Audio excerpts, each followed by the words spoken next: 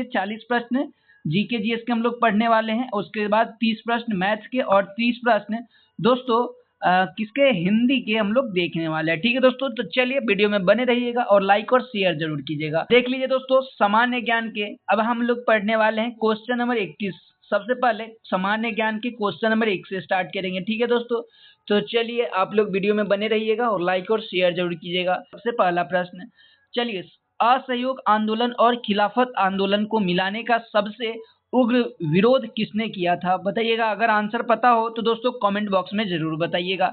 कह रहा है कि असहयोग आंदोलन और खिलाफत आंदोलन को मिलाने का सबसे उग्र विरोध किसने किया था, तो वो दोस्तों पाकिस्तान के मोहम्मद अली जिन्ना जी किए थे। ठीक है, पाकिस्तान के मोहम्मद अली जिन्ना जी किए थे। और भी वो दोस्तों बताइएगा कि असहयोग आंदोलन कब किया गया था, बताइए असहयोग आंदोलन कब किया गया था।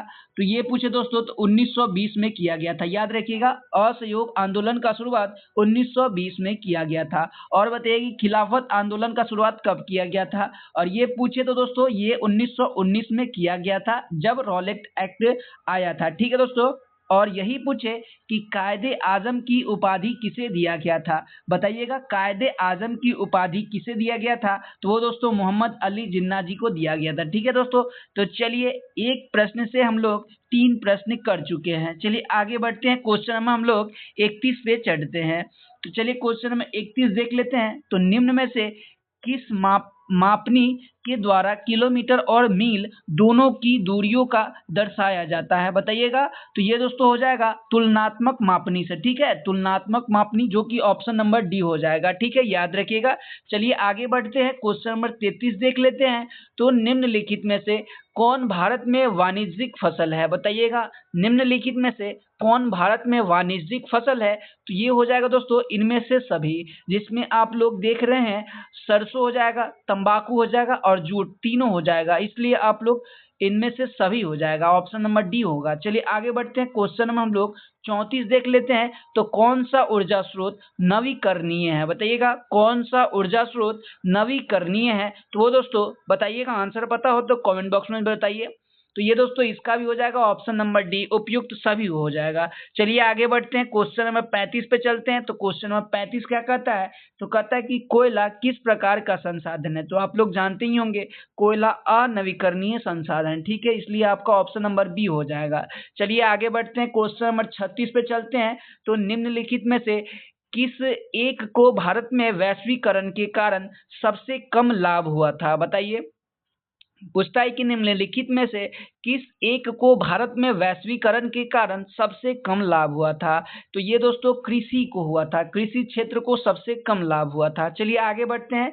तो आगे है दोस्तों कांडला पतन किस राज्य में है, कांडला बंदरगाह किस राज्य में है, तो ये दोस्तों गुजरात में है। ठीक है दोस्तों, कांडला पतन गुजरात में है। चलिए आगे बढ़ते हैं, क्वेश्चन नंबर 38 पे चलते हैं। तो क्वेश्चन नंबर 38 कहता है दोस्तों कि मतगणना का कार्य कौन करता है, बताइए मतगणना का कार्य कौन करता है, तो वो दोस्तों चुनाव आयुक्त करता है। ठीक है, चुनाव आयोग करता है, जो कि ऑप्शन नंबर डी में है। चलिए आगे हम लोग देख लेते हैं, क्वेश्चन नंबर 39 पे चलते हैं। तो निम्न में से कौन एक राजनीतिक अधिकार नहीं है, बताइए राजनीतिक अधिकार कौन नहीं है, तो इसका जो आंसर हो जाएगा दोस्तों ऑप्शन नंबर सी हो जाएगा, किसी धर्म को स्वीकार करने का अधिकार। ठीक है दोस्तों, चलिए आगे बढ़ते हैं, क्वेश्चन नंबर 40 पे चलते हैं। तो चलिए दोस्तों क्वेश्चन नंबर 40 बताइएगा, कौन सा कदम लोकतांत्रिक सुधार का सूचक है, बताइएगा कौन सा कदम लोकतांत्रिक सुधार का सूचक है, तो ये दोस्तों पंचायती राज हो जाएगा, आपका ऑप्शन नंबर डी हो जाएगा। चलिए आगे बढ़ते हैं। तो भारत के विभाजन के संदर्भ में असत्य कौन थे कथन चुने, बताइए असत्य कथन चुना है। ठीक है, तो आपका ऑप्शन देख लेते हैं। तो द्विराष्ट्र का सिद्धांत लागू था, बताइएगा। अगर आंसर इसका पता हो तो कमेंट बॉक्स में बताइएगा। ठीक है दोस्तों, चलिए द्विराष्ट्र का सिद्धांत लागू था क्या, बताइए। तो नहीं, पूर्वी पाकिस्तान और पश्चिमी पाकिस्तान एक साथ नहीं था। देख लीजिए दोस्तों, आपका ऑप्शन नंबर बी हो जाएगा, ये सही है, कथन सही है। ठीक है दोस्तों, भारत के विभाजन में ये कथन सही है, क्योंकि पूर्वी पाकिस्तान और पश्चिमी पाकिस्तान एक साथ नहीं थे। ठीक है, इसलिए भारत का विभाजन हुआ था। चलिए आगे बढ़ते हैं। क्वेश्चन नंबर हम लोग 42 देख लेते हैं। क्वेश्चन नंबर 42 क्या कहता है, तो वर्ष 1919 में कौन सा एक्ट लागू हुआ था? तो ये लोग आप लोग जानते ही होंगे, रॉलेट एक्ट 1919 में लागू हुआ था जालियांवाला बाग हत्याकांड के जांच के लिए। ठीक है दोस्तों, रॉलेट एक्ट 1919। चलिए इसको भी देख लेते हैं। रेगुलेटिंग एक्ट बताइएगा, रेगुलेटिंग एक्ट कब लाया गया था? बताइएगा दोस्तों, रेगुलेटिंग एक्ट कब लाया गया था? तो ये दोस्तों 1773 में लाया गया था। ठीक है, रेगुलेटिंग एक्ट कब लाया गया था? तो 1773 में लाया गया था। और बताइए चार्टर एक्ट, बताइए चार्टर एक्ट कब लाया गया था? तो ये दोस्तों 1813 में लाया गया था। ठीक है, 1813 में चार्टर एक्ट को लाया गया था। और पिट्स इंडिया एक्ट बोले तो पिट्स इंडिया एक्ट दोस्तों 1784 में लाया गया था। ठीक है, 1784 में लाया गया था। चलिए इसका जो आंसर होगा ऑप्शन नंबर ए हो जाएगा। चलिए आगे बढ़ते हैं, क्वेश्चन नंबर 43 पे चलते हैं। सॉरी दोस्तों, क्वेश्चन नंबर 43 पे चलते हैं। तो भारतीय राष्ट्रीय कांग्रेस के प्रथम अधिवेशन के अध्यक्ष कौन थे? बताइए, अध्यक्षता किसने की, यही पूछ रहा है। तो भारतीय राष्ट्रीय कांग्रेस के प्रथम अधिवेशन की अध्यक्षता दोस्तों व्योमेश चंद्र बनर्जी के द्वारा किया गया था। ठीक है, अच्छा प्रश्न पूछा जाता है। चलिए बताइए कि भारतीय राष्ट्रीय कांग्रेस का स्थापना कब हुआ था? बताइए कब हुआ था? भारतीय राष्ट्रीय कांग्रेस का स्थापना कब हुआ था? बताइए दोस्तों। तो ये दोस्तों 28 दिसंबर कब हुआ था? 28 दिसंबर 1885 को इसका स्थापना हुआ था। ठीक है, याद रखिएगा 28 दिसंबर 1885 को इसका स्थापना हुआ था। और ये पूछे कि इसके अंग्रेज अध्यक्ष कौन है? तो अंग्रेज अध्यक्ष दोस्तों कौन हो जाएंगे? तो जॉर्ज यूल। ठीक है, जॉर्ज यूल हो जाएंगे इसके अंग्रेज अध्यक्ष। और पूछे कि मुस्लिम अध्यक्ष कौन है? तो बदरुद्दीन तैयबजी हो जाएंगे। ठीक है, बदरुद्दीन तैयबजी मुस्लिम अध्यक्ष थे। ठीक है, चलिए आगे बढ़ते हैं। क्वेश्चन नंबर 44 पे चलते हैं। तो फॉरवर्ड ब्लॉक की स्थापना आप लोग जानते ही होंगे, सुभाष चंद्र बोस। फॉरवर्ड ब्लॉक की स्थापना किसने किया था? सुभाष चंद्र बोस के द्वारा 1940 में किया गया था। ठीक है, फॉरवर्ड ब्लॉक की स्थापना 1940 में किया गया था सुभाष चंद्र बोस के द्वारा। चलिए आगे बढ़ते हैं। दोहा राजधानी है किसका? बताइए, दोहा राजधानी किसका है? तो कतर का है। ठीक है दोस्तों, दोहा किसका राजधानी है? तो कतर का राजधानी है दोहा। वही पूछे दोस्तों सीरिया की राजधानी क्या है? बताइए, सीरिया की राजधानी क्या है? तो दमिश्क है। ठीक है दोस्तों, दमिश्क, याद रखिएगा, दमिश्क हो जाएगा। ठीक है, ओमान का पूछे दोस्तों तो ओमान का मस्कट हो जाएगा। ठीक है, मस्कट हो जाएगा। और वही पूछे कि तुर्की का क्या है? तो अंकारा, याद रखेगा, तुर्की का अंकारा। चलिए आगे बढ़ते हैं। क्वेश्चन नंबर हम लोग 46 पे चलते हैं। तो क्वेश्चन नंबर 46 क्या कहता है कि सूक्ष्म वित्त के संदर्भ में SHG में एस का क्या दर्शाता है? एस क्या दर्शाता है? बताइए। तो एस सेल्फ दर्शाता है। ठीक है, आपका ऑप्शन नंबर बी हो जाएगा। चलिए आगे बढ़ते हैं। क्वेश्चन नंबर 47 पे चलते हैं। तो निम्नलिखित में से किस अधिनियम के बाद भारत ब्रिटिश ताज के नाम से शासित होने लगा? बताइए, ताज के नाम से शासित होने लगा। तो ये दोस्तों इसका आंसर क्या हो जाएगा? तो भारत सरकार अधिनियम 1858 हो जाएगा। ठीक है, भारत सरकार अधिनियम 1858 हो जाएगा। बंगाल के गवर्नर को भारत का गवर्नर जनरल कहा जाने लगा कौन से चार्टर एक्ट अधिनियम के द्वारा? बताइए, बंगाल के गवर्नर को भारत का गवर्नर जनरल कहा जाने लगा कौन से चार्टर एक्ट के तहत? तो 1833 के चार्टर एक्ट के तहत बंगाल के गवर्नर जनरल को भारत का गवर्नर जनरल कहा जाने लगा। याद रखिएगा। ठीक है, बंगाल के गवर्नर जनरल को भारत का गवर्नर जनरल कहा जाने लगा 1833 के चार्टर एक्ट अधिनियम के द्वारा। ठीक है दोस्तों, चलिए तो क्वेश्चन नंबर 48 का बताइए दोस्तों, निम्नलिखित में से किस आयु वर्ग को भारत में कार्यशील आयु माना जाता है? तो वो दोस्तों 15 से 59 वर्ष के आयु को कार्यशील जनसंख्या या कार्यशील आयु माना जाता है। ठीक है, चलिए 49 नंबर पे देखते हैं।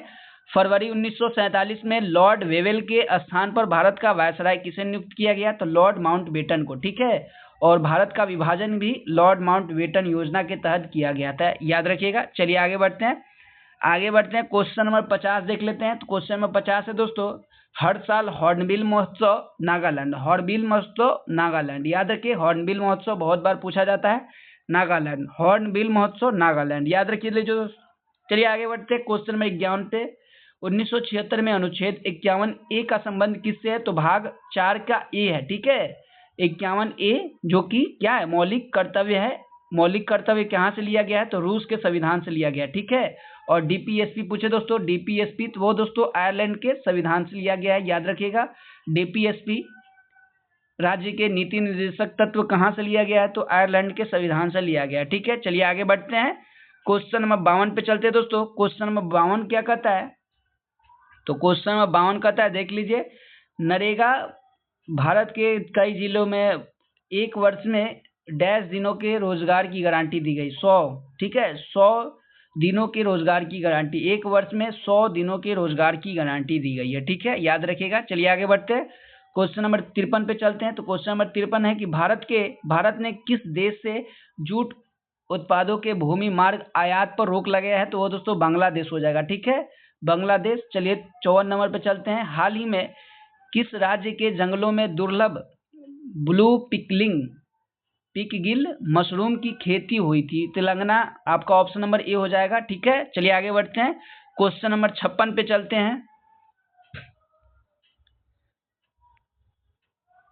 चलिए दोस्तों क्वेश्चन नंबर 55 है, क्वेश्चन नंबर 55 है कि जोमेटो ने किसे अपना ब्रांड एम्बेसडर बनाया है, बताइए, जोमेटो ने किसे अपना ब्रांड एम्बेसडर बनाया है, तो वो दोस्तों शाहरुख खान को बनाया है, ठीक है, शाहरुख खान को बनाया है अपना ब्रांड एम्बेसडर। चलिए आगे बढ़ते हैं, क्वेश्चन नंबर 56, भारत ने सहकारी व्यापार संगठनों को बढ़ावा देने के लिए किस देश के साथ समझौता किया है, बताइए, किस देश के साथ समझौता किया है, तो इसका जो आंसर होगा दोस्तों बताइए, अगर आंसर पता हो तो कमेंट बॉक्स में जरूर बताइएगा।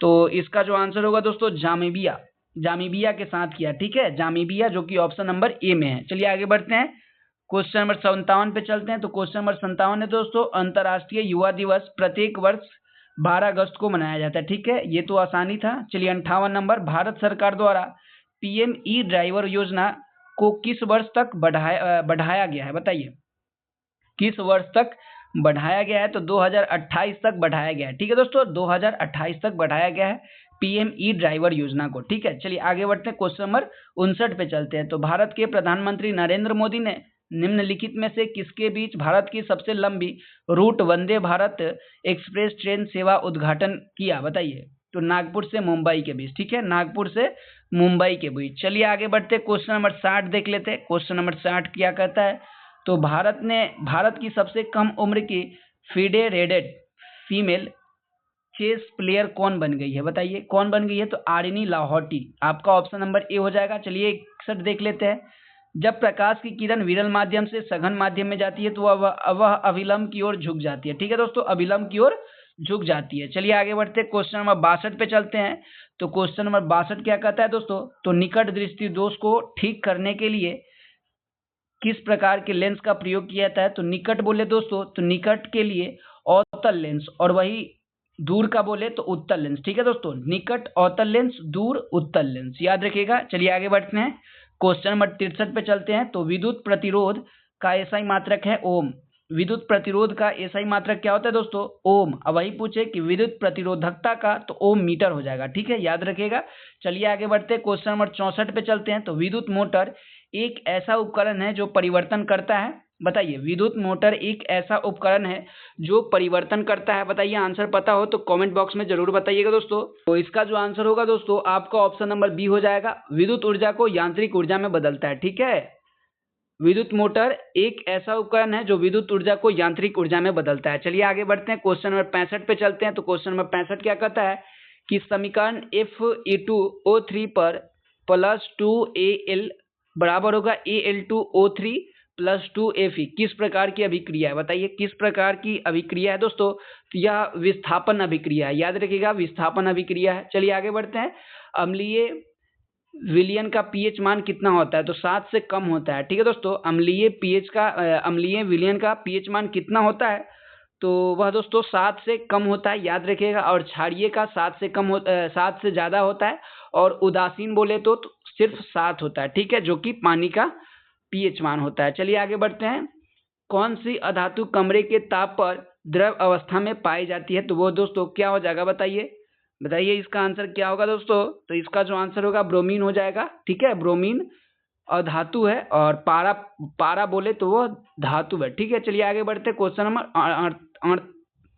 68 पे चलते हैं, ठीक है, एल्केन का सामान्य सूत्र क्या है, बताइए, बताइए दोस्तों, एल्केन का सामान्य सूत्र क्या है? तो CnH2n+2, ठीक है, CnH2n+2, जो कि ऑप्शन नंबर सी। चलिए आगे चलिए तो क्वेश्चन नंबर 59 पे चलते हैं। मानव शरीर में भोजन का पाचन अधिकांश किस अंग में होता है? तो वो दोस्तों छोटी आंत में होता है, याद रखिएगा। चलिए 70 नंबर है, लास्ट प्रश्न है दोस्तों। मेंडल ने अपने प्रयोग के लिए किस पौधे का चयन किया था? तो मटर के पौधे का चयन किया था। देखिए दोस्तों, हम लोग 40 प्रश्न जीके जीएस के कर लिए हैं। अब हम लोग देखने वाले हैं किसके? तो मैथ्स के 30 प्रश्न बहुत ही इंपॉर्टेंट होने वाले